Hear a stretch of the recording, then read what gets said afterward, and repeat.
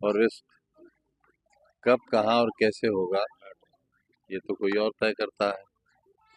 مجھے یاد ہے پچھلی بار جب 3 برس کی جیل کاٹ کر میں نکلا ہوں تو سپریم کورٹ میں ہماری ایک بیل ہوئی، آخری بیل، اور اسی دن ہم پر ایک مقدمہ اور قائم کر دیا گیا تاکہ ہم ریلیز نہ ہو سکیں۔ سپریم کورٹ نے اس مقدمے کا بہت برا مانا اور سپریم کورٹ نے کہا کہ یہ سپریم کورٹ کی توہین ہے۔ ایک شخص کو ہم نے بیل دی اور آپ نے اسے روکنے کے لیے ایک دم ایک نیا مقدمہ قائم کر دیا، اور یہ پہلا موقع تھا آزاد ہندوستان کے 70 سالوں میں اس وقت جب سنویدھان کی وہ دھارا جس میں سپریم کورٹ کے جج کسی بھی مجرم کو کسی بھی وقت رہا کر سکتے ہیں، اس دھارا کا استعمال کرتے ہوئے مجھے فوراً رہا کرنے کا آدیش ہوا، اور انتہا یہ تھی کہ چائے بنی ہوئی رکھی تھی اور مجھے جیلر نے چائے تک نہیں پینے دی کہ نہیں صاحب ہم آپ کو بالکل نہیں رکنے دیں گے۔ اسی طرح اس بار بھی ہوا کہ رہائی آئی اور ایک مقدمے میں 3 دھاراؤں کا اضافہ کر دیا گیا تاکہ مجھے روکا جا سکے، لیکن کیونکہ اب وہ رزق وہاں سے ختم ہو چکا تھا میرا، لہذا حکومتوں کی اور بدخواہوں کی تمام کوششوں کے باوجود فی الحال مجھے روکا نہیں جا سکا، اور آپ کے سامنے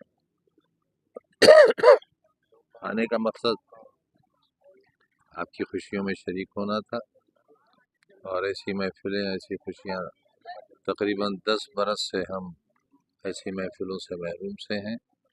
کبھی پولیس سے چھپتے ہیں، بھاگتے ہیں، کبھی پولیس والے ہمارے پیچھے ڈگڈگی بجاتے ہیں، نغارا بجتا ہے، اعلان ہوتا ہے کہ ایک مجرم بھاگا ہوا ہے، اسے جو پکڑ کر لائے گا اسے انعام دیا جائے گا۔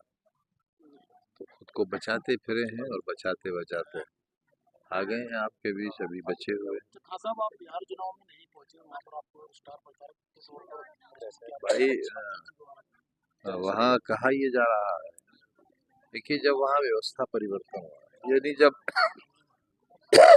چینج آف گورنمنٹ ہوا تو یہ کہہ کر ہوا کہ جنگل راج کا خاتمہ ہوگا، اور کچھ دن تک ایسا ہوا بھی کہ وہاں لا اینڈ آرڈر مینٹین ہوا، لیکن چند مہینوں کے بعد سے ہی لے کر تقریباً 20 سالوں تک بہار میں جو راج رہا، اسے خود پچھلے چناؤ میں بھی اور اس چناؤ میں بھی دیش کے تمام بڑے نیتا، اور نیتا ہی نہیں بلکہ دیش کو چلانے والے لوگ یہ کہتے رہے کہ وہاں جنگل راج ہے۔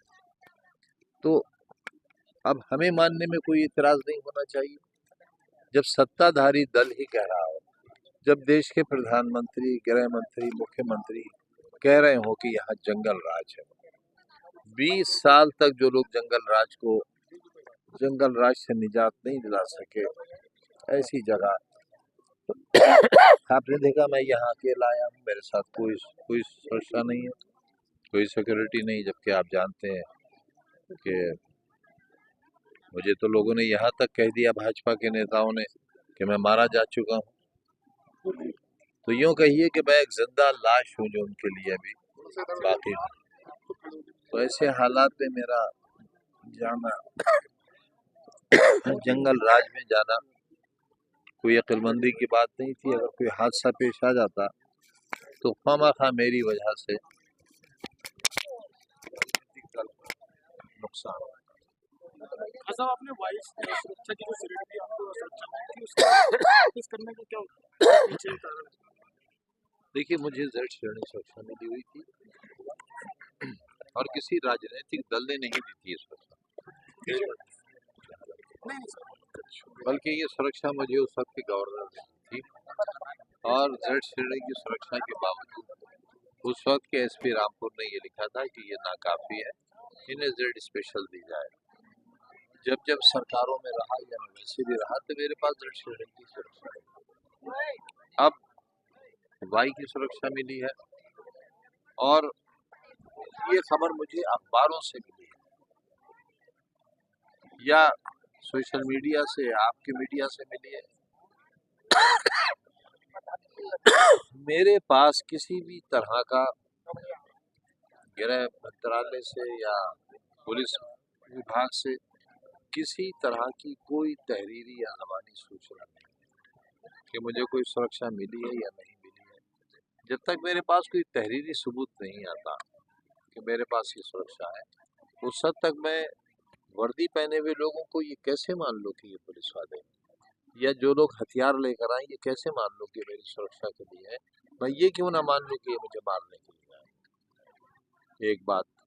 दूसरी ये कि मेरे पास अब माली हालात ये हैं कि मैंने घर बेचने का ऐलान किया है, उसका कोई खरीदार नहीं है।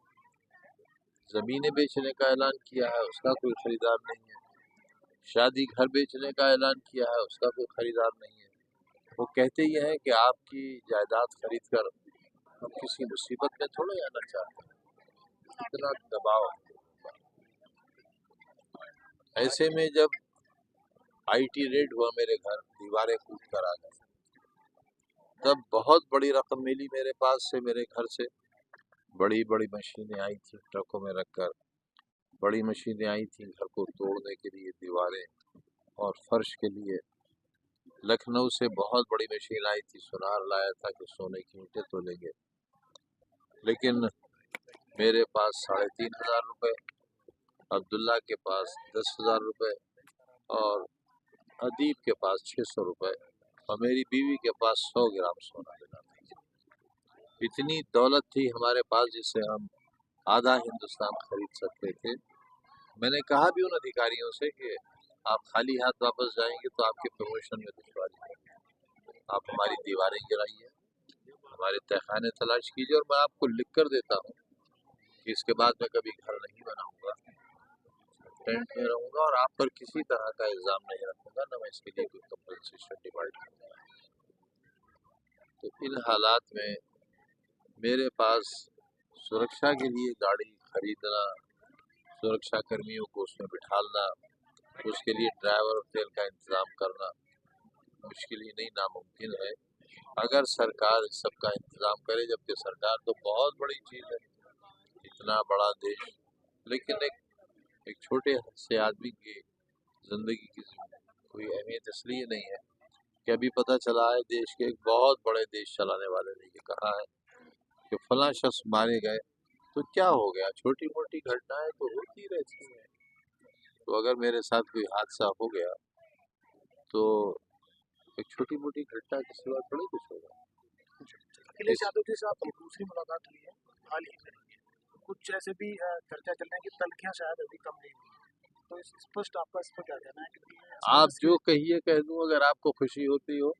हम तो आपसे जानना चाहते हैं तो आप ऐसा क्यों क्या कुछ जानना बड़ा चाह होने रहे वाला है? इस तरीके से दो मुलाकात हो गई चंद दिन। हैं?